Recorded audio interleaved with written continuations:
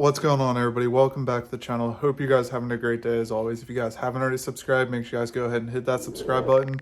Closing in on 3,000 subscribers. We're also going to be launching the website soon, so keep an eye out for that on the community tab. But let's go ahead and get into today's video. So today we're going over stabilizers, specifically these dual rough country stabilizers for the Jeep WJ. Do they work? Will they help with death wobble? All that stuff we're going to cover in this video. So that way you guys know if you should upgrade to those or not. I have two WJs, one of them with these dual stabilizers and one of them with the factory stabilizer. So I can give you guys pretty good input on both sides. And then my Wrangler has an aftermarket stabilizer from Fox. So obviously I can give you guys some input on a higher quality, more expensive stabilizer as well. So with all that being said, let's go ahead and jump right into it, head out to the Jeeps and go over all of this information. Alright guys, so now that we're out here with the Jeeps, we're going to go over the blue one first. This is the Jeep that is on the single factory stabilizer. Nothing upgraded as far as that goes. And it does a really good job actually. It does everything you need it to. This is also the Jeep on 37s in a 6.5 inch long arm kit. And the stock stabilizer does just fine for that.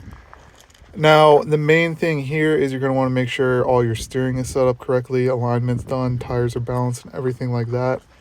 The main reason I see people online asking about these dual stabilizers is because in their front end, they're getting some kind of shake, death wobble, whatever you want to call it.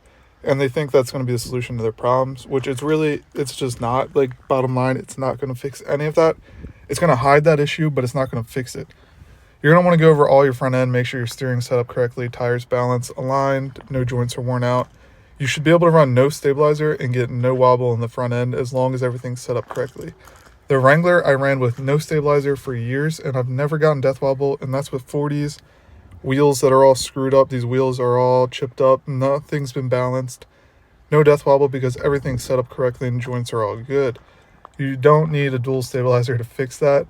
And stabilizers are just to make the ride more comfortable, make your steering a little less bouncy.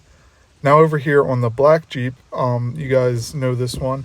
I have dual stabilizers from Rough Country, the exact kit that I had in my hand at the beginning of this video. And it doesn't really make a difference, to be completely honest with you. It's just way more expensive. And these stabilizers are not very good stabilizers to begin with.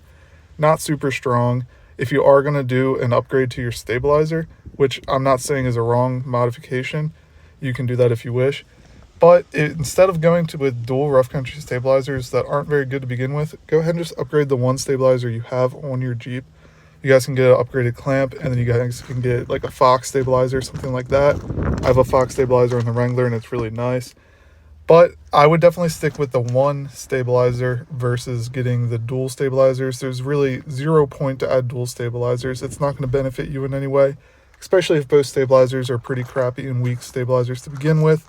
It's not worth I don't even remember how much it was, but it was a decent price for nothing you gain.